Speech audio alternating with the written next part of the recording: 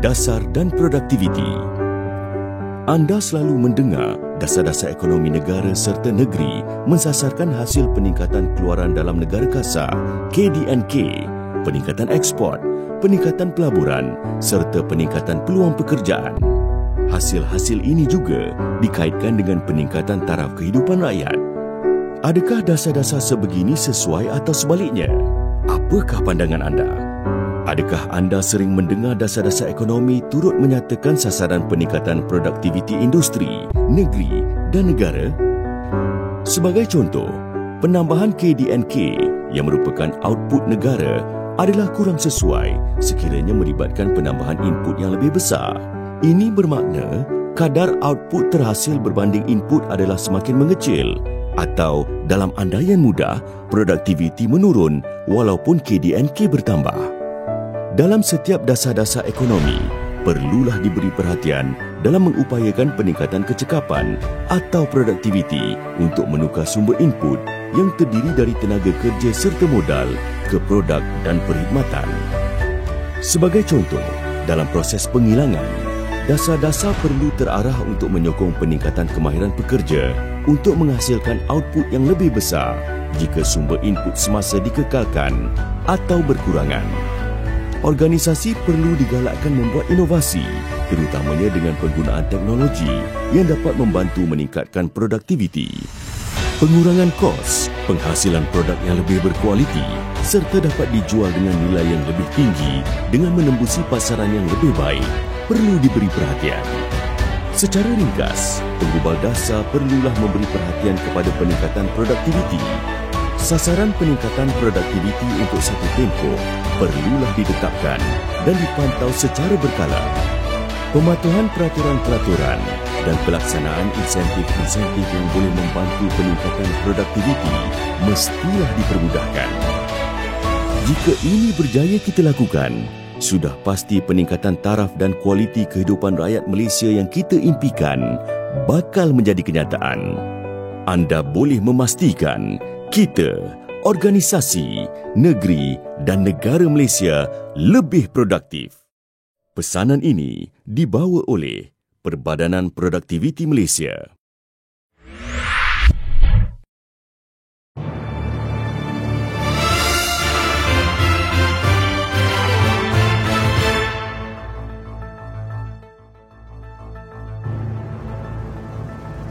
Assalamualaikum warahmatullahi wabarakatuh. Salam sejahtera dan salam produktif. Anda bersama saya, Nik Hanis Amizan binti Nik Rosdi dari Malaysia Productivity Corporation dalam program MPC Productivity Talk siri keempat. Kami bersama anda setiap Jumaat jam 3 petang di MPC Facebook Live. Jangan ke mana-mana.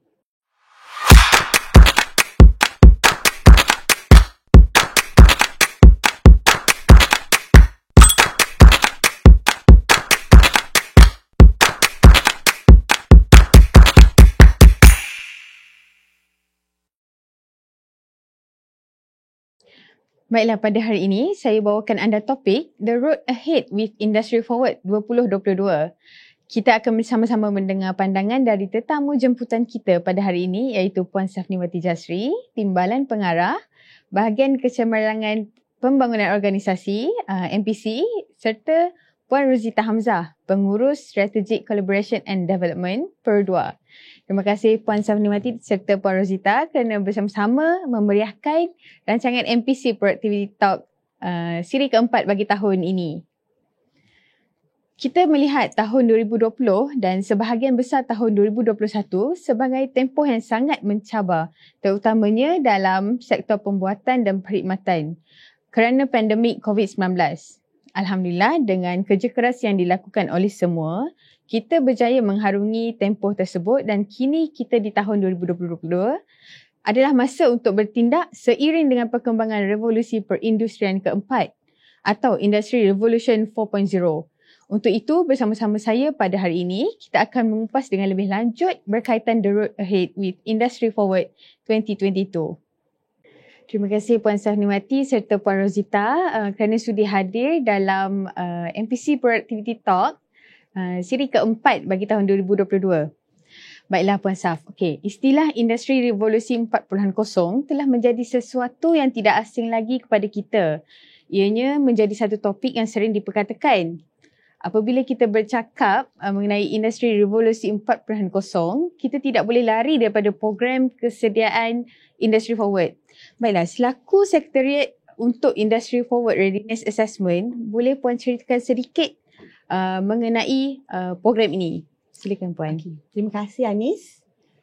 Sebelum saya menyentuh dengan lebih lanjut berkenaan program penilaian kesediaan Industry Forward atau juga lebih dikenali dengan Industry Forward Readiness Assessment RA program, suka untuk saya terangkan bagaimana bermulanya program ini. Ianya bermula apabila dasar National Industry 4.0 Industry Forward atau National Policy on Industry 4.0 Industry Forward diperkenalkan pada 31 Oktober 2018 oleh Perdana Menteri pada ketika itu, iaitu Yang Amat Berhormat Tun Dr. Mahathir Mohamad, untuk memberikan fokus utama kepada sektor pembuatan dan perkhidmatan berkaitannya di Malaysia. Sektor pembuatan dan perkhidmatan berkaitannya yang kukuh akan memberi peluang kepada peningkatan produktiviti, mewujudkan peluang pekerjaan, melahirkan kumpulan kerja berkemahiran yang tinggi dan akhirnya kemakmuran ekonomi serta kesejahteraan masyarakat dapat dicapai. Pada masa yang sama, Malaysia juga diharap akan mampu mencapai kedudukan sebagai destinasi utama untuk pembuatan pintar di peringkat global dan menarik lebih banyak lagi pelaburan berteknologi tinggi. Maka dengan ini, program RA telah dirangka untuk merealisasikannya. Program RA ni Anis, satu program yang komprehensif bagi membantu syarikat dalam menilai tahap kesediaan mereka menerima pakai teknologi Industri 4.0 dan mengenal pasti jurang dan bidang penambahbaikan penggunaan Industri 4.0 serta peluang untuk meningkatkan produktiviti. Ia juga dapat membangunkan strategi serta perancangan dalam melaksanakan projek intervensi berasaskan hasil atau kita panggil outcome based. Betul. Jadi cara pelaksanaan tu dengan menggunakan 3 set petunjuk utama, iaitu people, proses dan teknologi. Okey, faham. Okey, boleh Puan terangkan siapakah yang layak dan bagaimanakah untuk menyertai program ini? Okey, terima kasih. Soalan tu memang sebab bila kita promote atau mempromosikan program ni, memang orang nak tahu siapa yang dapat kan? Betul. Jadi sebenarnya semua syarikat di bawah sektor pembuatan dan perkhidmatan yang berkaitan dengannya adalah layak untuk menyertai program RA ini. Terutamanya bagi perusahaan kecil dan sederhana. SME. Yes, PKS. Kebanyakan syarikat pembuatan yang besar, MNC sudah mula menerima risiko dan menggunakan pakai amalan Industri 4.0. Manakala PKS, mereka masih lagi berhati-hati untuk menerima dan menggunakan pakai amalan Industri 4.0. Dan ini kita khawatirilah akan membuatkan mereka ketinggalan. Jadi satu transformasi diperlukan di kalangan PKS ini untuk mereka bukan saja menerima pakai teknologi Industri 4.0 tetapi membuat perubahan dalam proses perniagaan dan model operasi. Oleh itu, saya menyerulah terutamanya PKS di luar sana untuk merebut peluang yang masih ada bagi transformasi ke arah Industri 4.0 ini. Untuk pengetahuan Anis, program RE ini dianggarkan, dia punya value bernilai sehingga 27,000. Wow, banyak tu. Dan dimaklumkan kos melaksanakan RE bagi PKS ini ditanggung oleh pihak kerajaan. Manakala bagi syarikat bersaiz besar, MNC, mereka perlu membuat pembiayaan sendiri atau kita panggil self-funded. Dan tetapi mereka boleh mendapat pengurangan cukai yang akan diberi menerusi lembaga hasil dalam negeri atas pembayaran mereka melaksanakan program ini. Kalau hadirin kita inginkan maklumat lanjut berkaitan proses tuntutan untuk teks tadi, boleh mereka menghubungi. dapat daripada kita lah, Sekretariat RA di NPC.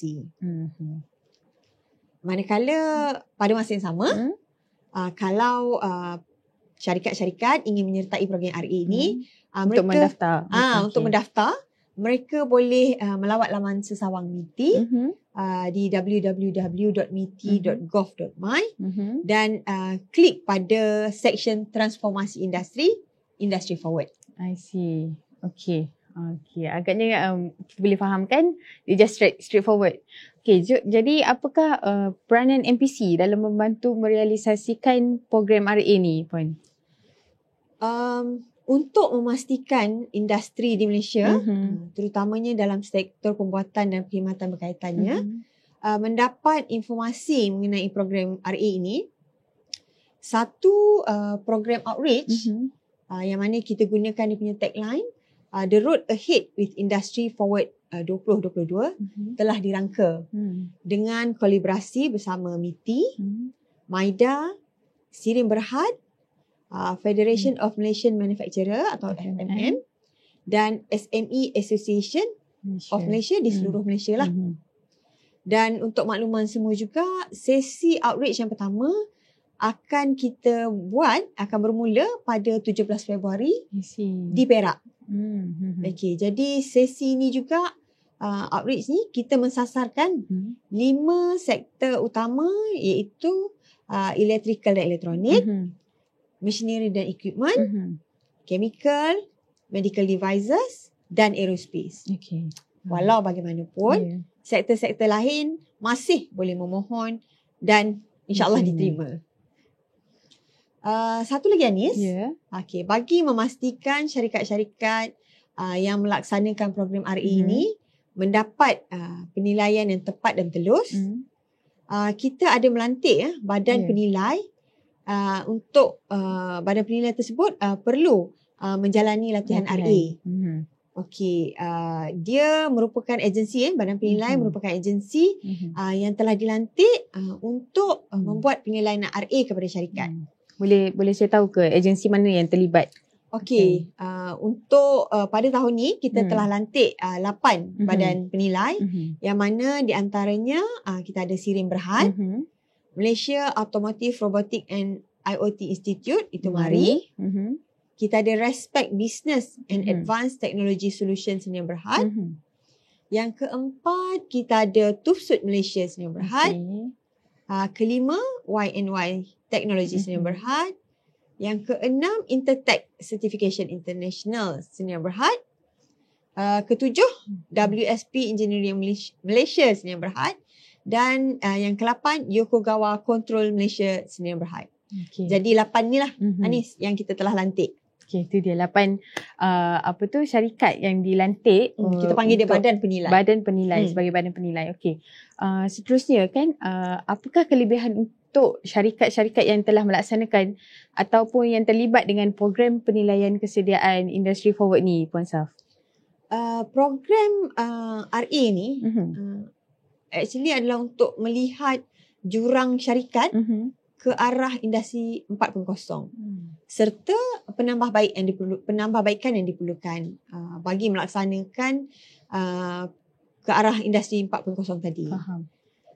Sebenarnya kita tak boleh membuat perubahan atau sebarang penambahbaikan sekiranya kita tak tahu di tahap mana kita berada. Betul. Jadi program ni juga memberi penekanan kepada strategi untuk memiliki kumpulan tenaga kerja yang tepat dan fokus kepada sistem pengurusan dalam menjalankan operasi perniagaan, rantaian bekalan dan kitaran hayat produk. Jadi penekanan pada pengurusan awam swasta yang pintar dan strategik, keselamatan, kemampanan dalam penghasilan produk. Jadi ini antaranya lah Dan kita juga boleh melihat perubahan ke atas syarikat dalam tempoh jangka masa yang panjang. Okey, contohnya mengurangkan pekerja kurang mahir, penghantaran tepat masa, meningkatkan sikap dan kemahiran, meningkatkan jualan ataupun pendapatan, and then of course tingkatkan productivity dan juga membuka peluang baru dan membuka peluang perniagaan yang lebih luas lagi lah. Melalui program RA ini juga syarikat-syarikat akan dikategorikan mengikut tahap kesediaan mereka ke arah industri 4.0. So terdapat 5 profil untuk melihat tahap kesediaan tersebut. Macam mana tu? Okay, leader, experience, learner, newcomer dan conventional. Leader bermaksud telah melaksanakan inisiatif industri 4.0 secara berskala besar di keseluruhan syarikat. Manakala experience ni telah melaksanakan inisiatif industri 4.0 berskala kecil dan bersedia untuk penggunaan sistem utama. Learner pula mempunyai minat untuk meneruskan projek rintis untuk industri 4.0 yang sedang beroperasi. Perancangan dan strategi yang mudah dan bersedia untuk penggunaan sistem yang kecil. Industri kita di Malaysia banyak dalam newcomer yang mana mempunyai minat untuk meneruskan industri 4.0 tetapi tanpa usaha atau sangat minimum. Manakala konvensional tu bermaksud operation remain as is dengan tiada intention atau inisiatif untuk bergerak ke arah industri 4.0. Okey, kita telah mendengar kedudukan profil. Diharapnya banyak syarikat yang berada di Malaysia berada di kedudukan yang learner lah kan, berbanding dengan newcomer dan seterusnya. Okay, terima kasih Puan Safniwati kerana sudi berkongsi maklumat mengenai RA di MPC. Terima kasih Puan.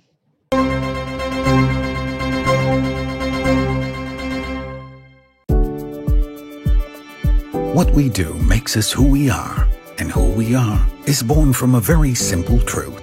Building cars, people first. By growing together, we're able to achieve bigger things and sow the seeds of success. We're not just here to be in the business of cars.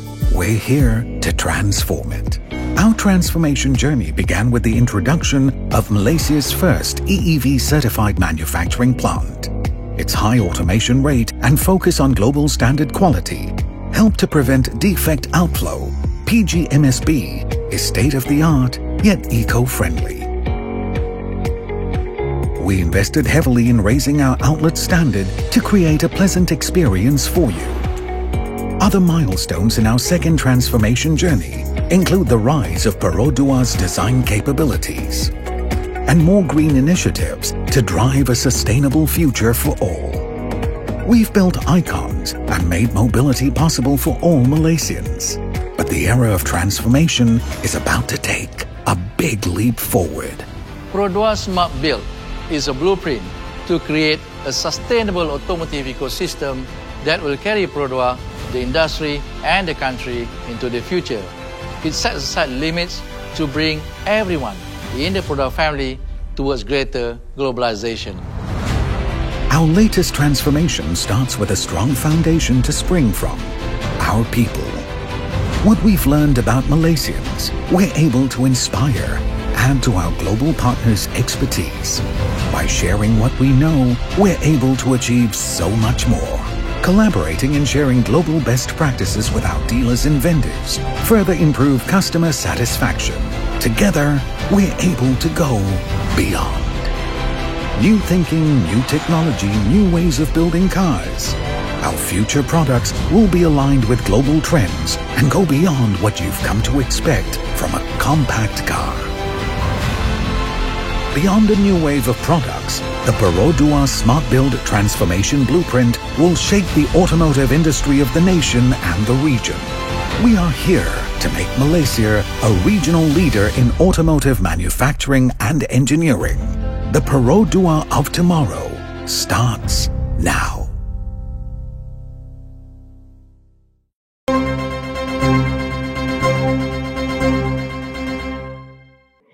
Baiklah hadirin sekalian, kalau tadi kita telah mendengar perkongsian dari Puan Safniwati mengenai program penilaian kesediaan Industry Forward dan peranan MPC dalam membantu merealisasikan program RA. Sekarang kita turut bersama kita adalah untuk berkongsi pengalaman dalam menjayakan program RA ialah Puan Rosita Hamzah, Pengurus Strategic Collaboration dan Development di Pro2. Selamat datang Puan ke MPC Productivity Talk. Terima kasih Anis. Terlebih dahulu saya ucapkan ribuan terima kasih kepada pihak MPC Anis kerana sudi menjemput Pro2 berkongsi idea dan juga pengalaman dalam melaksanakan RA di kalangan vendor kami. Sama-sama Puan. Okey, kita teruskan dengan soalan, boleh ke?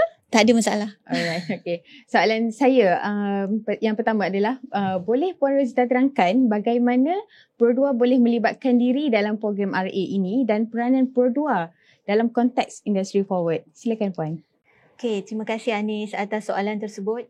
Jadi bagaimana Pro2 boleh memulakan program RA dengan vendor kami? Untuk pengetahuan semua, kami di Pro2 kita telah menjalankan program pembangunan vendor ini begitu lama. Jadinya kami di Pro2 turut menganalisis trend-trend semasa industri dan kami nampak kepentingan IR 4.0 ini pada industri otomotif itu sendiri. Berdasarkan ini, setelah kerajaan melancarkan National Policy pada tahun 2018 dan juga National Automotive Policy yang menekankan IR 4.0 implementation pada industri, menyebabkan kami encourage kita punya vendor untuk masuk dan bersama-sama dalam program readiness assessment ini. Itulah permulaannya, Nis. I see. Okey, kenapa Pro2 mengambil pendekatan untuk melaksanakan program RA ke atas vendor-vendor Pro2? Okey, untuk pengetahuan Anis dan juga mungkin para audiensnya, kami di Pro2 relationship dengan vendor tu dia amat kuat. Okey. Jadinya sebelum kita mempromosi sesuatu program, kami di Pro2 kita kena lebih tahu dulu apa itu readiness assessment. Jadinya kami telah menghantar staff, ada beberapa staff untuk mengikuti latihan dan memahami apa itu readiness assessment element. So untuk pengetahuan Anis, dalam RA ni ada 3 elemen utama, ya, iaitu proses, people dan juga teknologi. Jadi bila kita mengkaji, memang betul tiga-tiga program ni ataupun tiga-tiga elements evaluation criteria ni merupakan perkara yang penting untuk vendor kami menganalisis di mana mereka. Jadi melalui tools inilah, iaitu readiness assessment. So that's why vendor-vendor kami ni boleh menerima dengan mudah bila Pro2 mencadangkan. Dan untuk pengetahuan semua juga, vendor-vendor willing untuk membayar sendiri kos readiness assessment ni tanpa bantuan kerajaan. Okey, boleh Puan terangkan kelebihan yang yang kelebihan bagi vendor yang telah melaksanakan program RA ini berbanding dengan yang tak menjalankan program RA? Boleh Anis. Okey, untuk pengetahuan Anis, kita mendapat positif feedback daripada vendor-vendor yang terlibat. Memang bagus Anis. So antara feedback yang telah diberitahu kepada kami pihak Pro2, daripada readiness assessment, diorang mendapat idea baru. Sebab assessor daripada assessing body yang datang bukan calang-calang. Mereka berpengalaman dalam industri. Jadinya mereka boleh secara langsung sewaktu program tersebut memberi cadangan yang baik-baik. Okey, dan pada masa yang sama berkongsi best practices. Jadi vendor secara tidak langsung amat menghargai program readiness assessment ini, Anis. Faham. Okey.